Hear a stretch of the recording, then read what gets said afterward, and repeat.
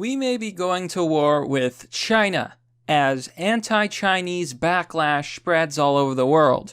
Hello everyone, this is Mr. Obvious, and today on the Daily Mail, it could be war. Classified Chinese report warns Beijing it faces a Tiananmen Square-like global backlash over coronavirus that could lead to an armed confrontation with the United States. So, China is facing a lot of anti-Chinese sentiment due to the fact that they basically caused a huge pandemic that has ravaged the entire world, hurt the economy, and cost millions, tens of millions of Americans, for example, their jobs. It is China's fault that the COVID-19 virus proliferated around the world. We know for a fact that they silenced a whistleblower doctor who tried to warn the world of the virus.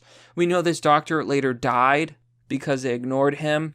He was told by the police to stop spreading false information when he warned people as early January. And then, once China did know about the virus, they waited 2 critical weeks to tell the world. All the while, the WHO organization backed up China and said nothing was wrong, it's not a big deal.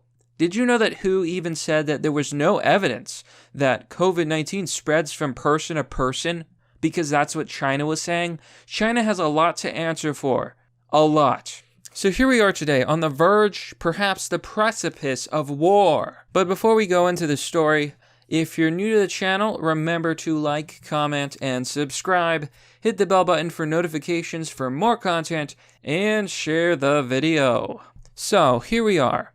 Beijing could face a rising wave of hostility in the wake of the coronavirus outbreak that could tip relations with the United States into armed confrontation, an internal Chinese report warned. Now, there's something really scary about the relationship between China geopolitically in respect to the rest of the world. China is very antagonistic towards other countries. They believe themselves to be superior.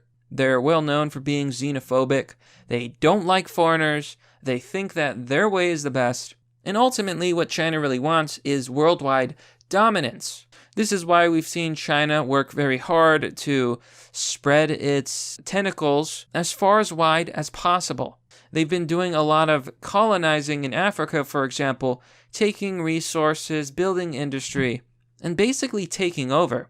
Make no mistake, the Chinese imperative is to be number one. Now, ultimately, this conflicts with the fact that America is the world's leading superpower. So it almost seems inevitable that China and America could go to war. But could rising tensions from the coronavirus and the fallout cause war to happen now? Oh, well, it's very possible according to this report. The report presented early last month by the Ministry of State Security to top Beijing leaders, including Xi Jinping, concluded that the global anti-China sentiment is at its highest since the 1989 Tiananmen Square crackdown, the sources said. Now, this is well known as the Tiananmen Square massacre because it was a protest by students, university students in China who were slaughtered by the government. To this day, China officially denies the story. They pretend like they never killed those students. The rest of the world knows that information is censored within China. Like if you were to bring up the 1989 Tiananmen Square massacre,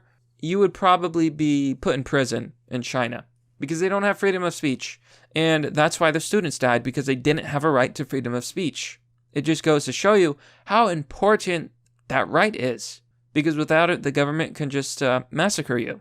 So, as a result, Beijing faces a wave of anti-China sentiment led by the United States in the aftermath of the pandemic. And, the report says they need to prepare for the worst-case scenario for armed confrontation between the two global powers. Now, I gotta be honest, I think war between America and China would be disastrous, but I also think that it's probably necessary. No, I don't say that because I want to see it happen. I'm saying that because geopolitically, because China is antagonistic against the world, and because China lies and deceives, and they honestly think they're better than everyone else, I think it's inevitable. However, I don't want to speak too soon.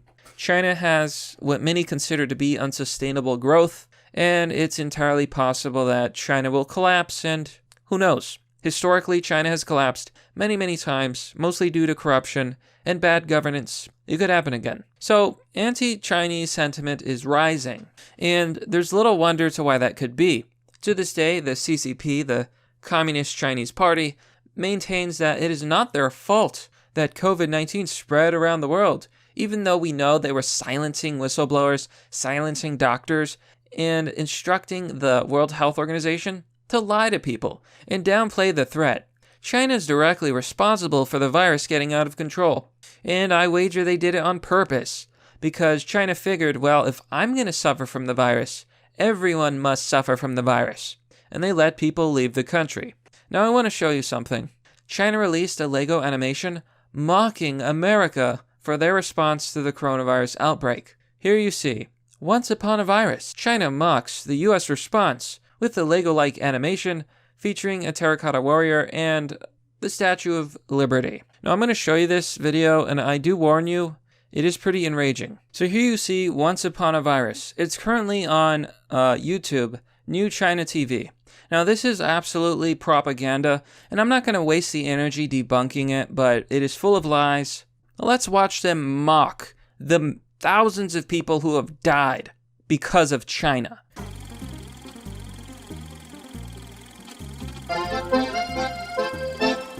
And already you can tell it looks a lot like they just made it on like Windows Movie Maker. They didn't even bother to pick a font. The funding must be lacking over there in China.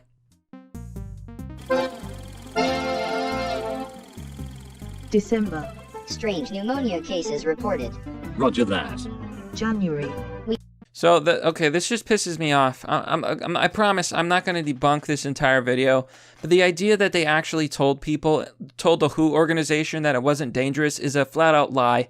The WHO organization said there's no evidence that it transmits to humans, because that's what Beijing was saying, in an infamous tweet. Here you see on the Business Insider an infamous WHO tweet saying, "There was no clear evidence COVID-19 could spread between humans was posted for balance to reflect findings from China."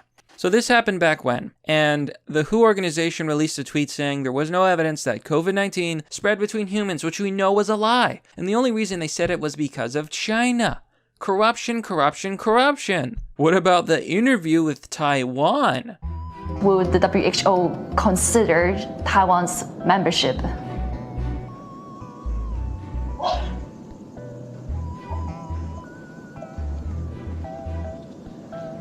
Hello?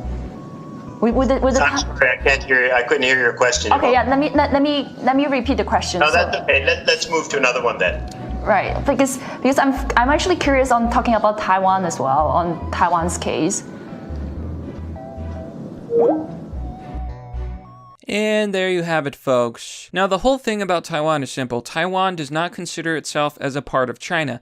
China, however, believes that it owns Taiwan. China maintains that it is independent. China believes that they're the boss. So, when the World Health Organization is refusing to answer questions about Taiwan, when they're refusing to acknowledge Taiwan as an independent entity, they're essentially backing up China, because China would be angry if the World Health Organization affirmed the fact that Taiwan is in fact independent from China. And if you think this is an exaggeration, watch the next clip. We decided to give Dr. Alward another call to follow up. And I just want to see if you can comment a bit on how Taiwan has done so far in terms of containing the virus. Well, we've already talked about China, and when you look across all the different areas of China, they've actually all done quite a good job. So with that, I'd like to thank you very much for inviting us to participate, and good luck as you go forward with the battle in Hong Kong. This is the most despicable man I've ever seen, and the most despicable interview that I've ever seen. Here we have someone from the World Health Organization denying Taiwan's independence from China. And not only that, they call Taiwan China, and they even say, good luck with your battle in Hong Kong. No, I've talked about Hong Kong. The battle in Hong Kong is for democracy. It's for freedom of speech. It's for human rights. It's for the end of corruption. Hong Kong wants to be liberated from China as well. But look at this guy, shilling for China. He might as well open those lips of his and suck, suck, suck on China's big fat popsicle.